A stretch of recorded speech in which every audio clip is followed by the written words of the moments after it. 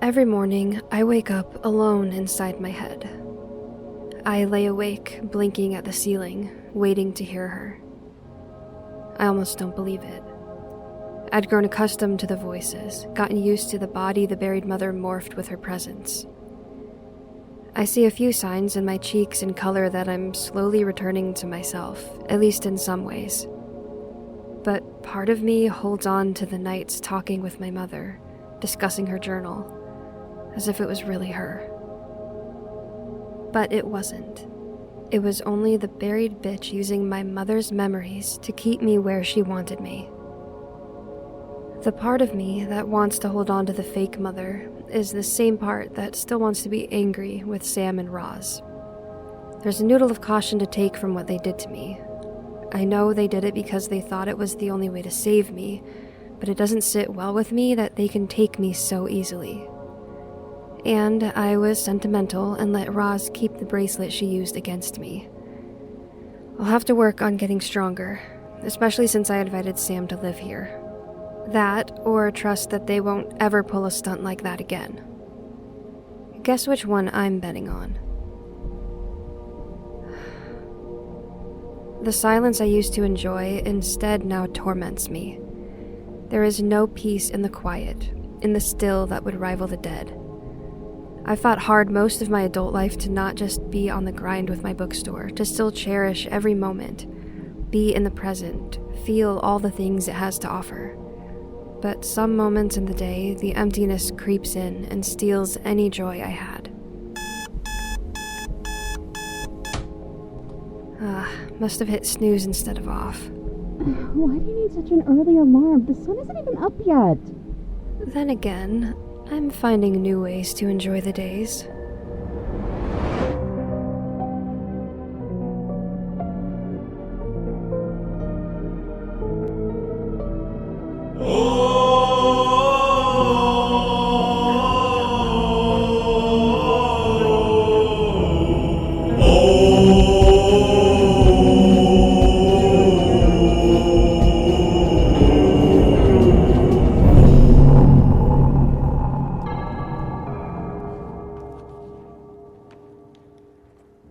I'm still getting used to Sam being here. I was brave enough, or cowardly enough, depends on how you look at it, I guess, to let her help me pack up Mom's room. After so long of barely touching it and treating it like a shrine, it felt a bit sacrilegious at first to let Sam start sorting. But it was time. Still, now that she's moved in, I don't go in there, or even look when she has the door open for very long. I don't know if I'm ready to see what it's become. I swear you said that thing so early just to annoy me. Sam is making a cup of coffee while she chastises me. Once she's got it poured, she goes digging around the cupboards, probably for a quick protein or granola bar. I've noticed when she wakes up grumpy, she doesn't make a breakfast for herself, which I find hilarious because I'd bet money the grumpiness is not just because she's tired, but hungry as well. I reach for my mug around her busying body and read the local paper that was released earlier this week, looking for something in particular. That could be true, but I also have many other ways to annoy you throughout the day, so... What's the plan for today? Are we finally rearranging the back rooms? No, we are taking the morning off and going to your next lesson on energy magic. Sam rips open her granola bar. My next lesson? Wait, are you taking me hours away again? Because I'll need snacks for the road if so. Not this time.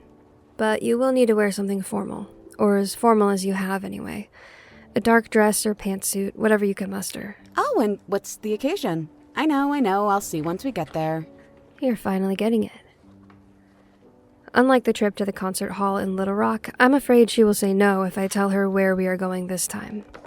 Hell, I'm still debating it myself. I'd been planning this as our second trip before they knocked me out and saved me. It's a lesson that Sam will need to confront, especially with how she feels about her powers. It's going to potentially be rough with what we just went through. But right now, I think that's part of the point for me and for her. I just hope I don't screw it up too badly in the end. I put on a black dress and braid my hair, letting it hang over one shoulder and down against my chest. Sam takes some time to find something. She's still working on unpacking all of her things. A few boxes frame both sides of the doorway to her bedroom. Her bedroom now. Those words get easier to swallow each day, but sometimes the thought turns my stomach inside out. Sam swings the bedroom door open, stepping out with one black flat in her hand, fighting to put it on as she enters the living room. Here, does this work? She's wearing a black pantsuit with a short blazer and bright yellow blouse. You look ready for an interview on Wall Street. Okay, that does not tell me if I'm dressed appropriately for wherever you're taking me. You're good. Let's go.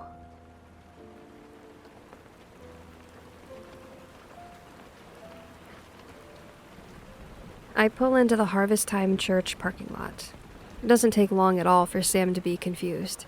Okay, I know most of the mountain magic both our families practiced was actually Christian-based, but I didn't think you were the church-going type, especially a place so happy-looking. It's not happiness that waits for us in there. Come on. She follows me inside but doesn't let up. What in the world is here that is part of a lesson? How to get struck down by the wrath of God? I thought you knew my answer by now to those kinds of questions. Ah, right. You'll see when we get there. Well, we are here, and I have yet to see why. Keep your voice down as we go inside, and you'll see exactly why.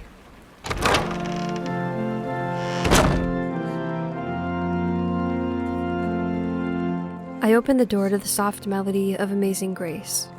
A man who I know is Don Edwards, of Edwards Funeral Home, stands at the ready with the professionally printed and decorated funeral programs. Oh, you've got to be kidding me. Hush and follow. Mr. Edwards smiles at us and thanks us for coming. If he remembers me, he doesn't show it. Maybe he always just sticks to the funeral of the day, but he had helped us with Aunt Beatty once Cora finally made it home.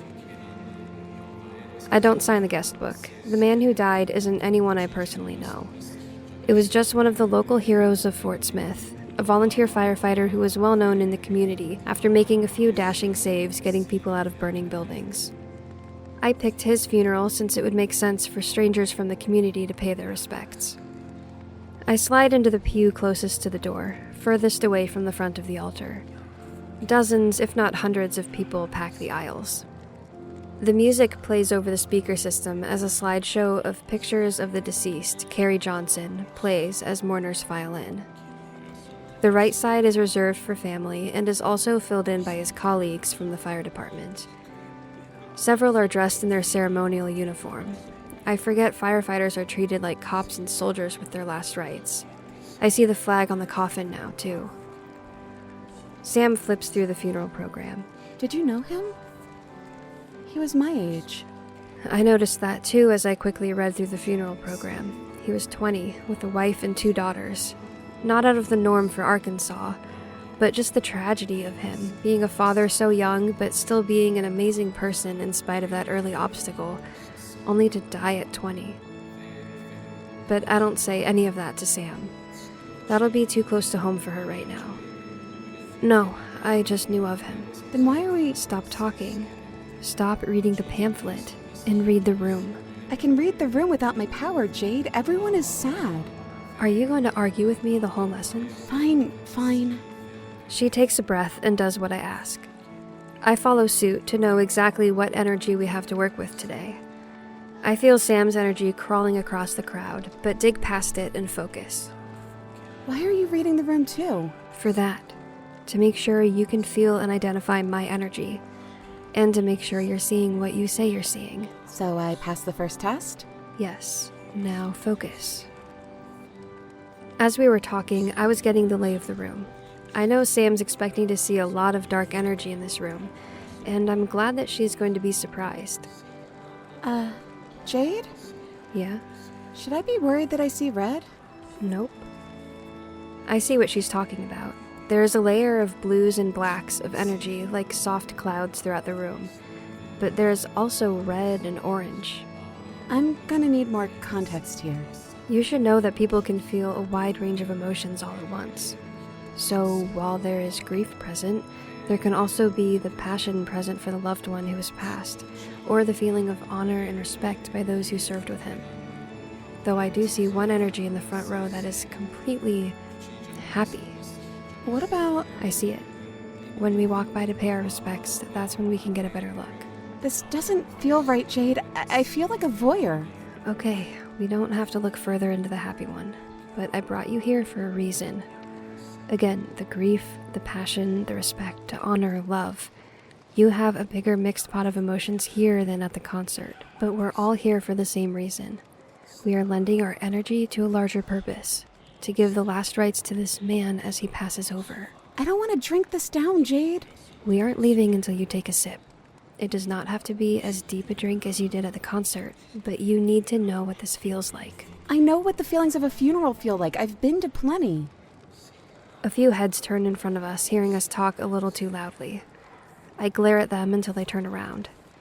Then I scoot closer to Sam. Listen, I would not ask this of you if it wasn't important, and all my explaining won't make it make sense until you take a sip. I'll do it with you. She stares at me for a minute, weighing whether or not she believes me. That hurts a bit, but I can't do anything about that right now. She finally nods and does as I ask. And true to my word, I take a sip as well. It's only fair that I step into the fire with her. There are two important things to know about energy magic when it comes to negative energy. It will pull you into itself, and it tastes so good you won't know you're drowning until it's too late. Sam has one chance when first dipping into it. She knows it's grief. She knows how it should really feel. But from this end, swallowing it down from another, it feels so good. Hate, anger, disgust, those types of negative energies can be bitter. But grief, loss, those are as sweet as honey, go down as quickly, and stick to you just as much. The fact that it feels good could scare her enough to pull her back, to make her wary, just as she's been wary this whole time of it. But the temptation... That's why there are so many energy vampires who will latch on to someone suffering from a loss to siphon off of, make them continue to live in their grief just so they can get the high of it. Even if Sam started off with just a sip, I hear her gasp and know she's being sucked into their collective mourning, that she gave in to the temptation. I don't immediately judge her for that. I've never judged anyone who couldn't resist. But as high and mighty as she's been about energy magic, I thought she would pull back. Now she's got to ride it out. I've learned to ride this particular dragon, and even then, if I let my guard down, it could wash me away. First in the grief of those around me, then in my own. Grief is a root that is present in all of us, and when we pull on someone else's end, it brings ours to light. I know from the funeral program and slideshow that his name was Carrie Johnson, but I know from the sip of the energy in the room, everyone called him Care Bear. I know more people in here laughed with him than ever cried with him, that he left 3 gaping holes of broken hearts in his wife and twins. I know because I see them in the front as blue and red with speckles of black in their energy right now. His wife is the deepest shade of blue, while the twin toddlers, who have the lightest blonde hair I've ever seen, stand on the pew in each of their mother's arms, red and orange and some spots of black dancing over their skin.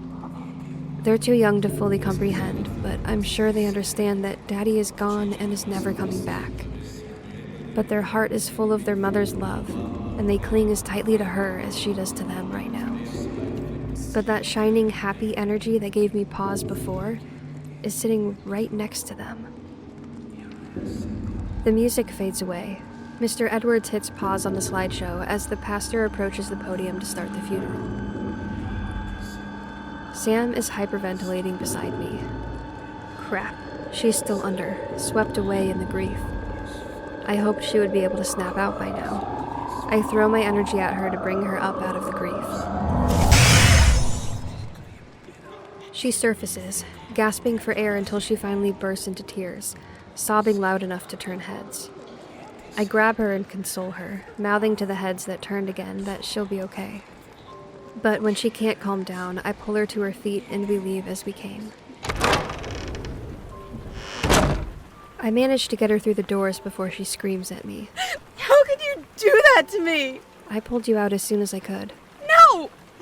Why would you make me do that? Why would you make me relive the worst day of Because I thought if anyone had a snowball's chance in hell to resist the temptation, it would be you. Crap. A different wave of grief flashes over her face. Disappointment.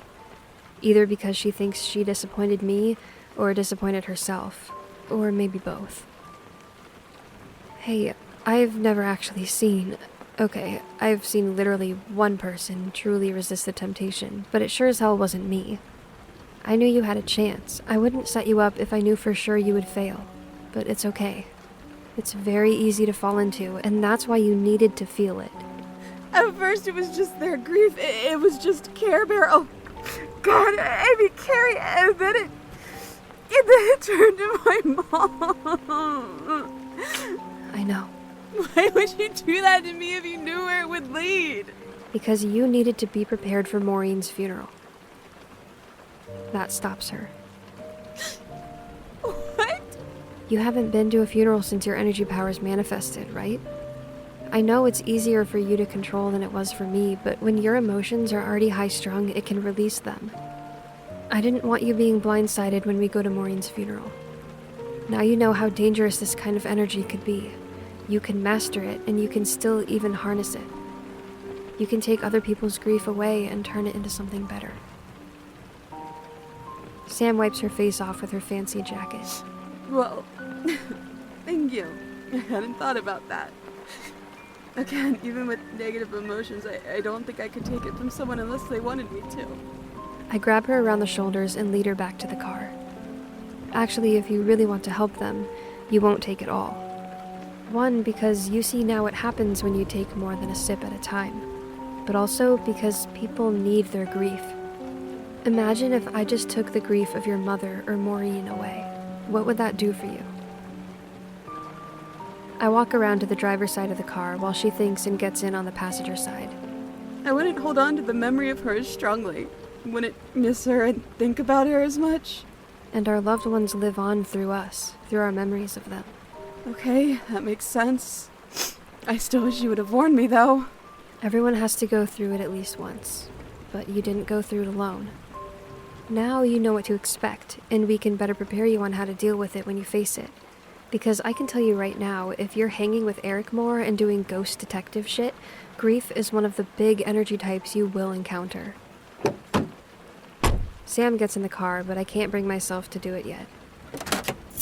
I open the door long enough to throw the keys at Sam so she can start the car. I'm gonna run back in for more tissues before you ruin that jacket. I don't wait for Sam to respond.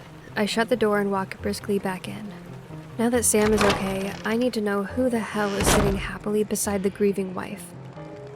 I open the front door to the church as quietly as possible. The pastor is mid-sentence, telling a story about Carrie that gets a few chuckles. It's always a great pastor that collects stories from family ahead of time to share. Stories that invoke the good memories to sprinkle over the grief. My seat is still open, so I return and sit down. I throw my energy out, this time focused on just the happy woman. As soon as I do, I feel it. A returning energy pushing back at mine. I see the woman turn her head, not fully to face me, but enough for me to know this isn't an accident or coincidence. Shit. I pull my power back, taking the hint for now. The funeral program I left sitting in the pew before, I make a point to grab, and read the surviving family names as I walk out. I grab some tissues from the table by the door and make my way back to the car.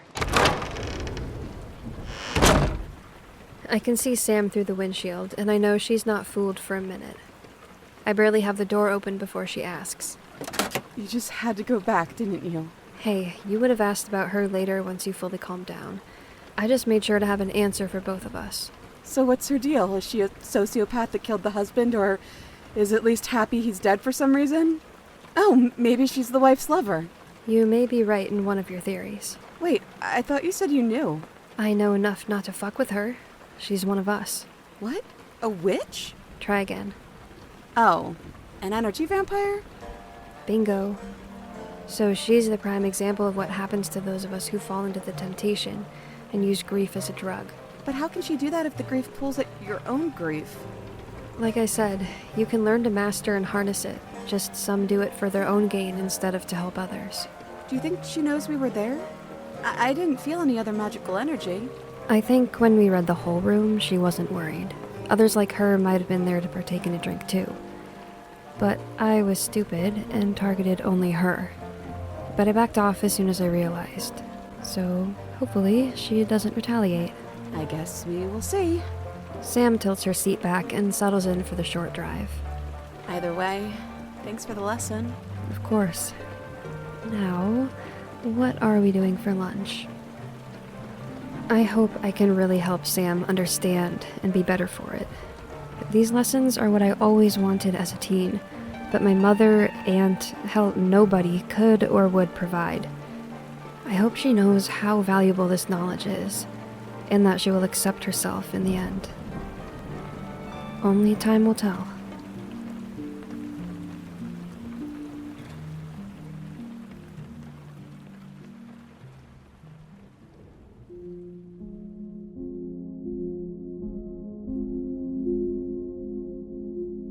This episode was written by Ashley McAnelly, featuring the voice talents of Abbey Konzen and Nichole Goodnight. Produced by Scott Thomas.